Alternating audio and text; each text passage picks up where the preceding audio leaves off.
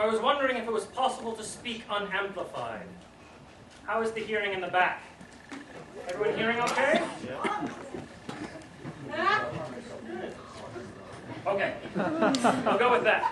Oh, Charles. So let me explain to you how I would like to proceed this evening. I have some prepared remarks, and about 2/3 of the way through, I would like to halt those in order to have a little bit of interaction and questions about the science that went on in my day and some of my particular research. And then after a little bit of interaction, I will conclude my prepared remarks and then be happy to take any general questions that might come up. So we'll have 2 opportunities to interact throughout. So I would like to thank you for having me here to speak on my 204th birthday. Yay! I must say I do not feel a day over 199. I had to travel quite far to arrive here, not just in distance, but in time. I've lived a long and fulfilling life, and I'm quite pleased with my contributions to natural history.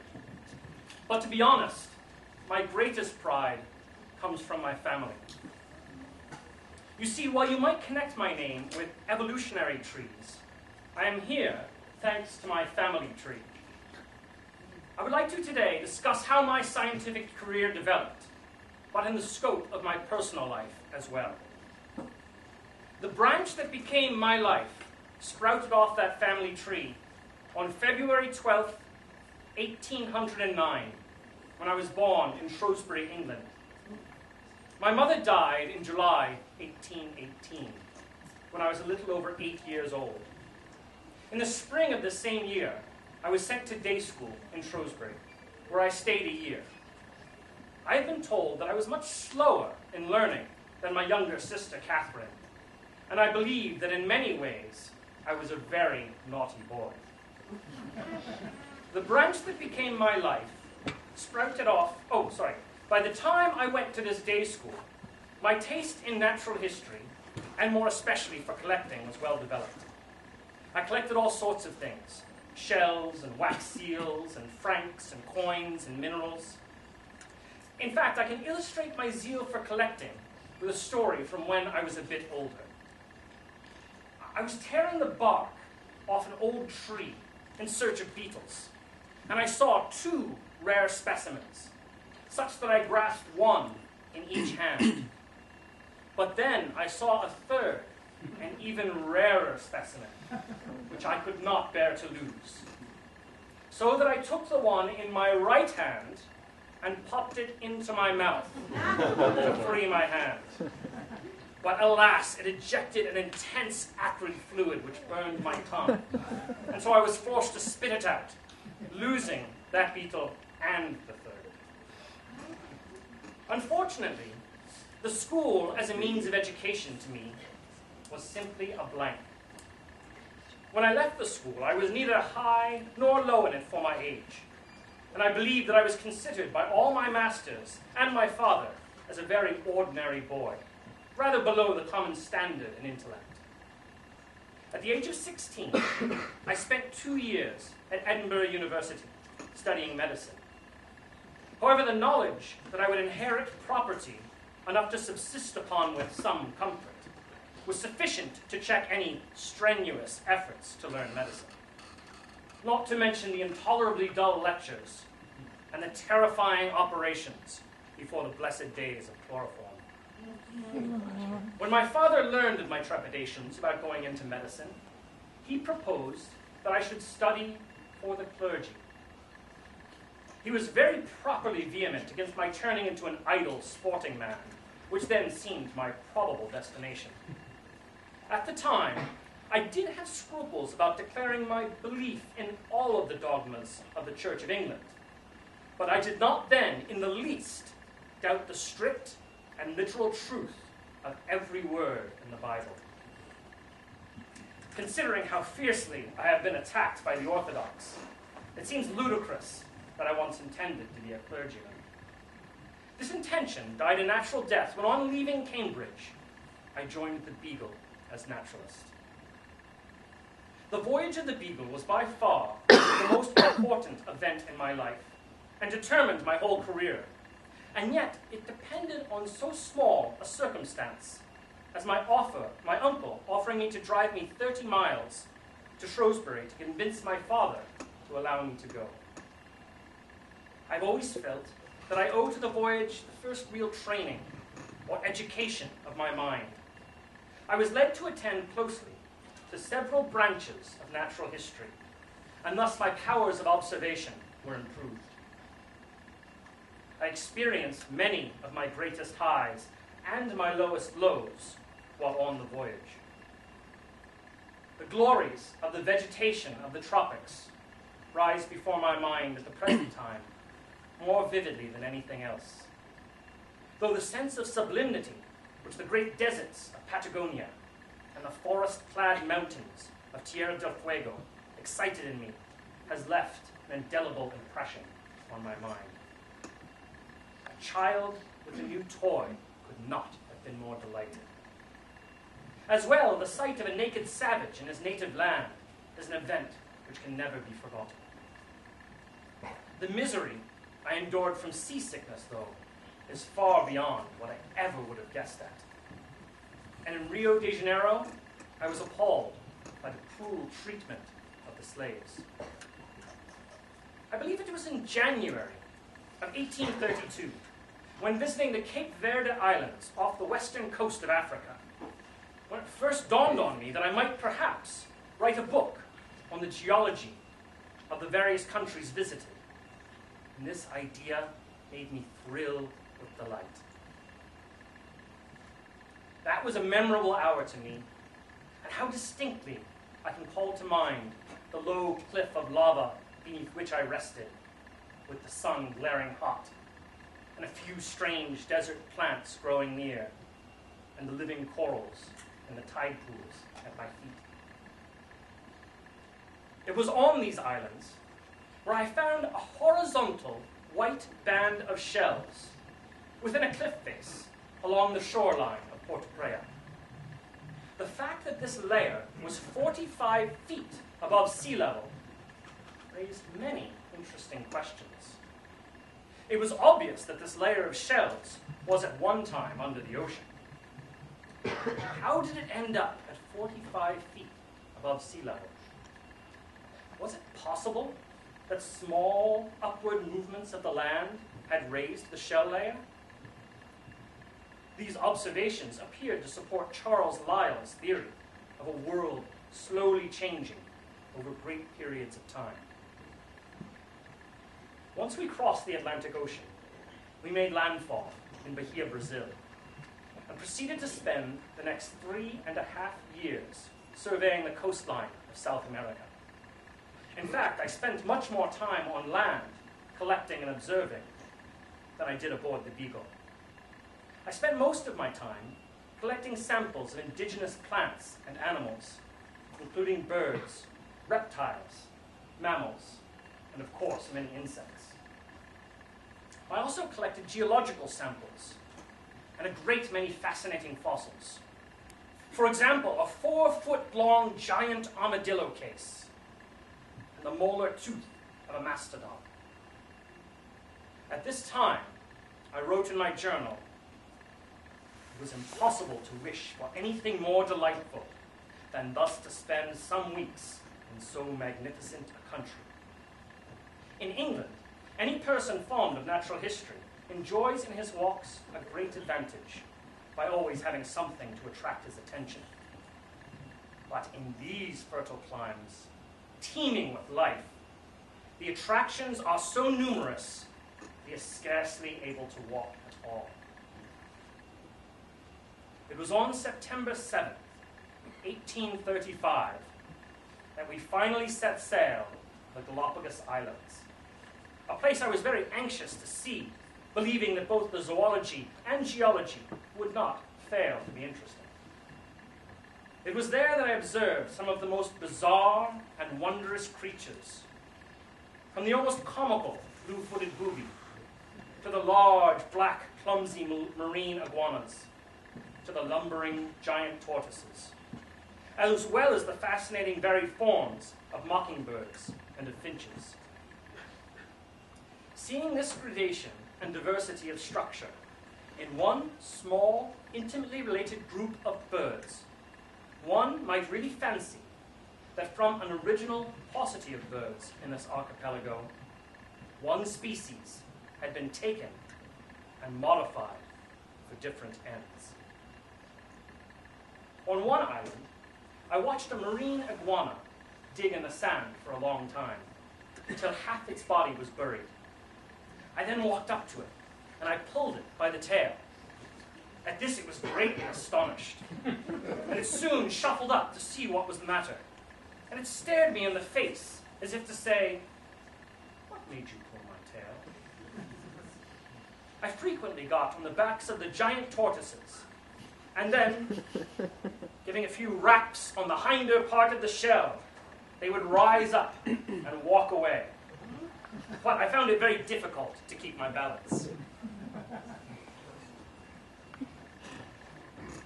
When we visited Tahiti, New Zealand, and Australia, I was astonished by the odd-looking creatures that I saw, especially the platypus, which I was sure at the time, being so bizarre, must have been a separate act of creation.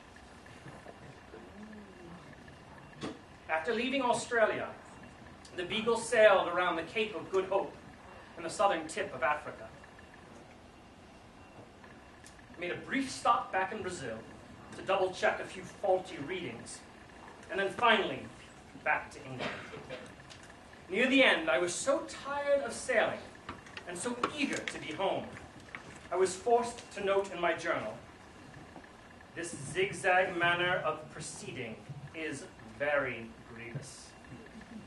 I loathe, I abhor the sea and all the ships which sail upon it." But on October 2nd, 1836, we finally reached the shores of England after an around-the-world voyage of 4 years, 9 months, and 5 days. I set off immediately for Shrewsbury. I arrived at my father's house in the evening. We found my entire family was fast asleep. The next morning, I strolled into the dining room while father and my sisters were having breakfast. An immediate pandemonium of delight broke out all over the house. Much celebration commenced, and a few of the servants got quite drunk. The next years were the most active ones that I ever spent, although I was occasionally unwell and so lost some time. I took lodgings in Great Marlborough Street in London and remained there for 2 years until I was married. During these 2 years, I finished my journal of the voyage, read several papers before the Geological Society, began preparing the manuscript for my geological observations, and arranged for the publication of the zoology of the voyage of the Beagle. In July, I opened my first notebook for facts in relation to the origin of species, about which I had long reflected and never ceased working on for the next 20 years. I became obsessed with the idea of the transmutation of species, or one species turning into another. I was primarily wrestling with 4 questions. What was the evidence for species transmutation? How did species adapt to a changing environment? How one could account for the similarities between different species? And how were new species formed? There was something else that I was struggling with around this time. The first thoughts of getting married began to run through my head. I even went so far as to jot down a list of pros and cons of marriage. If I remained a bachelor, I could go wherever I wished, tour Europe, maybe even visit America and do geology. Marriage would mean children, and that would mean a loss of time for my research. I would become a fat and idle gentleman. However, marriage would also mean I would have someone to look after me, someone to talk to and to care for. I also considered taking a professorship at Cambridge, or if I lived in the country, I would have the peaceful quiet of the private life and could breed plants and animals. In the end, there was only one conclusion which I could reach. Marry, marry, marry. Finally, on November 11, 1838, I proposed marriage to my cousin, Emma Wedgwood. She was, as was I, the grandchild of the famous potter Josiah Wedgwood. His daughter Susanna was my mother, and his son, Josiah II, was Emma's father. During the early part of our life in London, I was strong enough to go into general society, and I saw a good deal of several scientific men and other distinguished men. I grew quickly weary of the busy city life and decided that with my new bride to look for an estate in the country. After several fruitless searches in Surrey and elsewhere, we found and purchased a home in Down, about 16 miles from the heart of London. I was pleased with the extreme quietness and rusticity of the place. Few persons could have lived a more retired life than we had done. Besides short visits to the houses of relations, and occasionally to the seaside or elsewhere, we had gone nowhere. During the first part of our residence, we went a little into society and received a few friends there, but my health almost always suffered from the excitement, violent shivering and vomiting attacks being thus brought on. My chief enjoyment and sole employment throughout life has been scientific work. And the excitement from such work makes me for the time forget, or drives quite away, my daily discomfort. For example, 10 years after I returned from the voyage of the Beagle, I had completed descriptions of all my specimens collected, except for one species of barnacle. I was anxious to get back to my work on transmutation, and I figured I could put together a description of this barnacle in short order.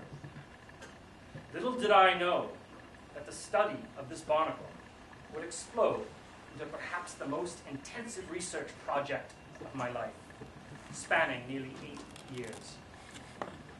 However, I recorded in my diary that about 2 of those years were lost by illness.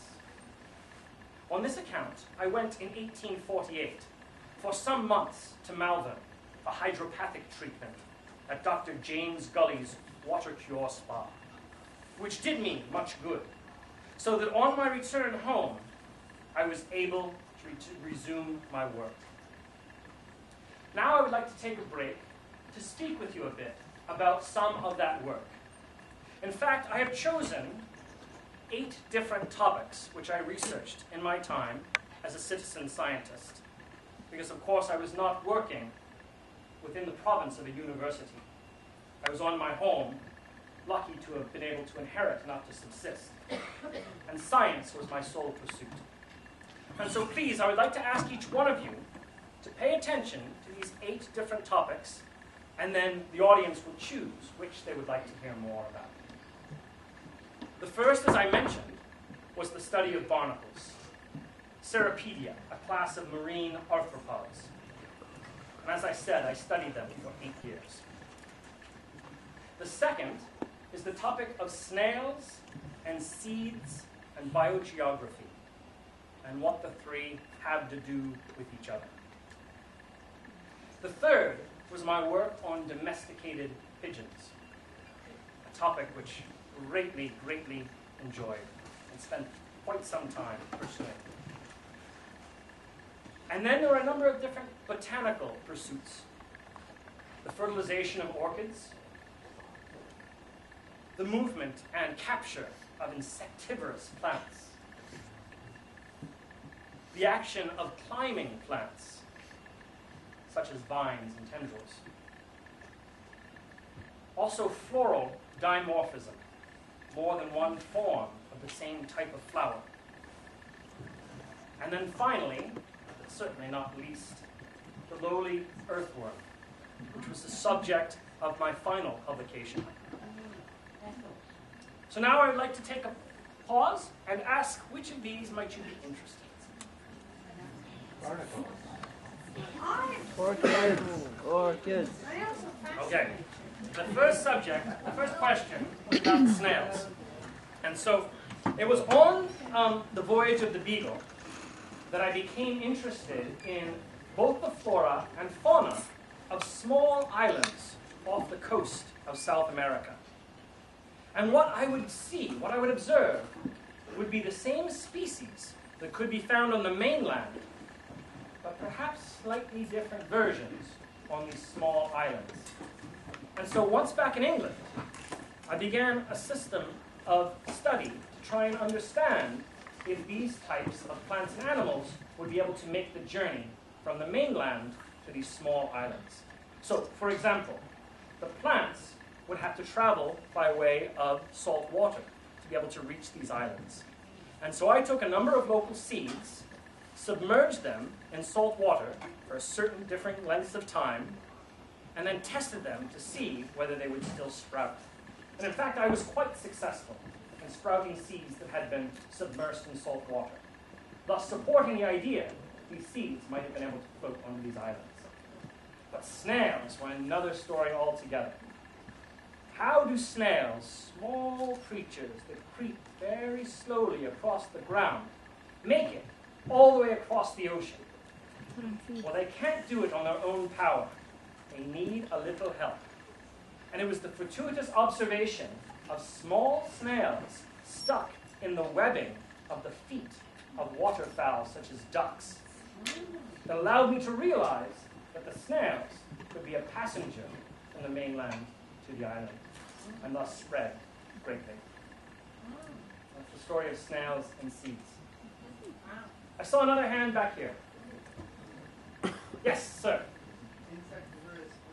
Insectivorous plants. So insectivorous plants are the kinds of plants that are carnivorous, not your average run-of-the-mill plant, but things like a Venus flytrap, or does anyone know of any other examples of insectivorous plants? Pitcher plant. A pitcher plant, yes, absolutely. I believe it is actually the provincial flower of one of your Canadian provinces, the pitcher plant. It's Newfoundland, in case you didn't know. Any other insectivorous plants you're aware of? Sundew. The sundew, yes, the sundew is another one. Any others? We can come up with 3.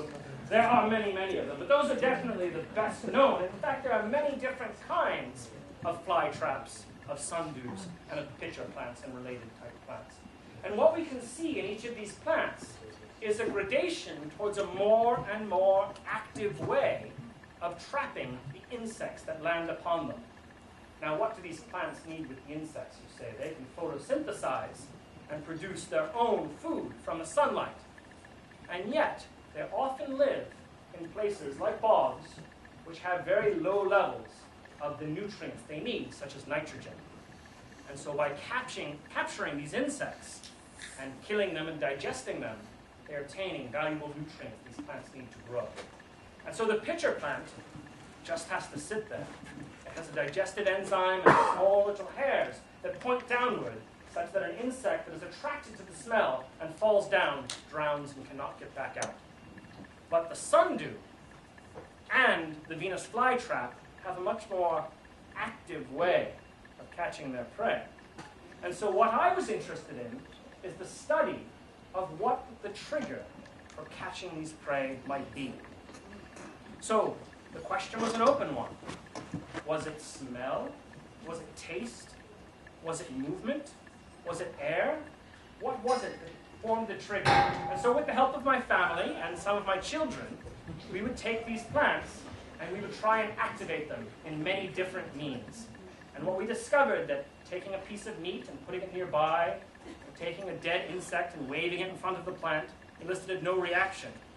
It was the actual physical movement of touching the plants, small little hair-like forms on the leaves of the plants themselves, that would trigger them capture the insects. So perhaps we have time for one more example of research that was done. Yes, sir? The barnacles. The barnacles were personally one of my favorite. They must have been, if I spent 8 years studying them. So it was on the coast of Chile, on the voyage of the Beagle, that I happened to pick up a large conch shell from the beach. Do you know what a conch shell would look like? It's the kind that people blow. A very large marine snail. And so I found this shell, no snail inside, and what captured my attention was the small holes bored all over the surface of this shell. So I brought this back to my research lab, I should say my small little closet on board the Beagle, and I began to investigate. And I actually found the perpetrator of these small little holes that were bored in the surface. It turns out that they were a small crustacean, similar to a shrimp or a lobster. But I recognized this crustacean from my readings and my studies. It was, in fact, a barnacle. Now, we are much more familiar with barnacles that implant themselves in one particular location, and they form a shell around their body, and they are attached to that surface for the rest of their lives, never moving. They can attach to rocks or to jetties, to piers, even sometimes to whales or turtles. But once attached, they cannot move. Even though inside this little hole, there's a small shrimp-like creature lying on its back, kicking out its legs, filtering food from the water. But not so for the barnacle that I found in this shell. It was living a more active life, boring into the shell. And so I was quite curious about this barnacle. It had, in fact, not been described by science. So as I said, it was the last thing that I needed to describe. I said, I will look into this barnacle. In fact, maybe I should look into some other species of barnacle. Because even though I had a great experience in the geology of South America and the Galapagos and elsewhere, Australia and so forth, I had a very good knowledge of the botany and the zoology of the places I traveled. I had not yet studied in great detail a single group of related species. I was interested in knowing how they differed from one individual to the next. And so I thought, 6 months, perhaps a year, how long does it take to look at small little barnacles and figure it out? Well, in fact, it took me 8 years of my life. And it was, in fact, the greatest survey of all the different species of barnacle that existed at the time. And it was absolutely fundamental to my understanding, my theory, of how species transmuted, the transmutation of species and changing over time. I noticed the small little differences, and I also found between different species a gradation in form between the specialization of their morphology, of their sexes. For some species I found tiny male barnacles, which before this were thought to be just small little bumps on the females. But in fact they were males that had become so small and so useless that all they could do was contribute sperm to the female when she needed it. They were parasitic, in a sense, on the female. Yes, there was some knowing smile. So it was by surveying all of these differences and details that I not only understood how species differ, but I also became known and established myself as a man of some scientific knowledge. And so my study of barnacles proved, in fact, quite fruitful. I spent so much time studying barnacles that one of my young daughters, when traveling to a friend's house, looked around the house with excitement and said, "Where does your father study his barnacles?"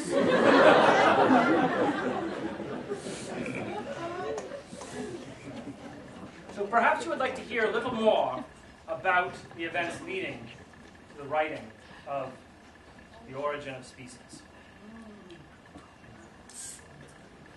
So it was in October of 1838, that is 15 months after I had begun my systemic inquiry on transmutation.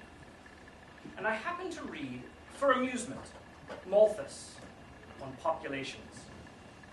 And being well prepared to appreciate the struggle for existence, which everywhere goes on, from long continued observations of the habits of animals and plants, It had once struck me that under these circumstances, favorable variations would tend to be preserved and unfavorable ones to be destroyed.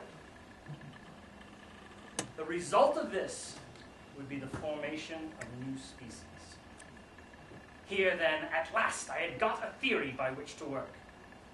But I was so anxious to avoid prejudice that I determined not for some time to write even the briefest sketch of it.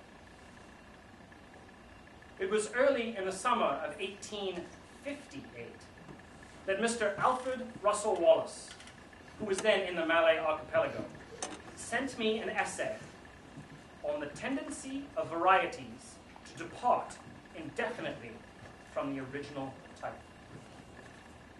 And this essay contained the exact same theory as mine. Mr. Wallace expressed the wish that if I thought well of his essay, I should send it on to Lyell for perusal. And so, I consented to allow an abstract from my manuscript to be published at the same time with Mr. Wallace's essay. Although at first I was very unwilling to consent, as I thought Mr. Wallace might consider my doing so unjustifiable. For then I did not know how generous and noble was his disposition. But our joint publication excited very little attention. And the only published notice of them, which I can remember, was by Professor Houghton of Dublin, whose verdict was that all that was new in them was false, and what was true was old. Well, I think I do have the advantage of noticing things which easily escape attention and observing them carefully. My industry has been very nearly as great as it could have been in the observation and collection of facts. But, what is far more important, my love of natural science has been steady and ardent. From my early youth, I've had the strongest desire to understand or explain whatever I observed. That is, to group all facts under some general laws. With such moderate abilities as I possess, it is truly surprising that I should have influenced, to a considerable extent, the belief of scientific men on some important points. As far as religion, my judgment often fluctuates. In my most extreme fluctuations, I have never been an atheist in the sense of denying the existence of a God. I think that generally, and more as I grew older, but not always, that an agnostic would have been the more correct description of my state of mind. But I must say that the impossibility of conceiving that this grand, wondrous universe, with our conscious selves, arose through chance, seems to me the chief argument for the existence of God. But whether that is an argument of real value, I have never been able to decide. The safest conclusion seems to me that the whole subject is beyond the scope of man's intellect, and that every man must judge for himself between conflicting, vague probabilities. The old argument from design in nature, as given by Paley, which formerly seemed to me so conclusive, fails, now that the law of natural selection has been discovered. We can no longer argue, for instance, the beautiful hinge of a bivalve shell must have been made by an intelligent being, like the hinge of a door by man. There seems to be no more design in the variability of organic beings and in the action of natural selection than in the course which with the wind blows. That there is much suffering in this world, no one disputes. Some have attempted to explain this with reference to man by imagining that it serves for his moral improvement. But the number of men in the world is as nothing compared with that of all other sentient beings. and they often suffer greatly without any moral improvement. I cannot pretend to throw the least light on such obtuse problems. The mystery of the beginning of all things is insoluble by us, and I, for one, must be content to remain agnostic.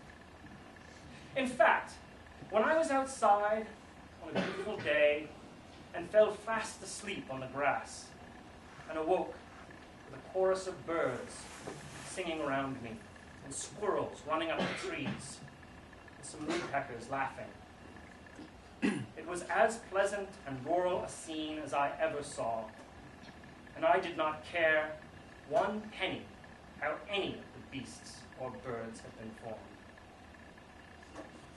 I remember when on Good Success Bay in Tierra del Fuego, thinking that I could not employ my life better than in adding a little to natural science. This I have done to the best of my abilities. And critics may say what they like, but they cannot destroy this conviction. To close, I would like to read to you the final paragraph from my book on the origin of species.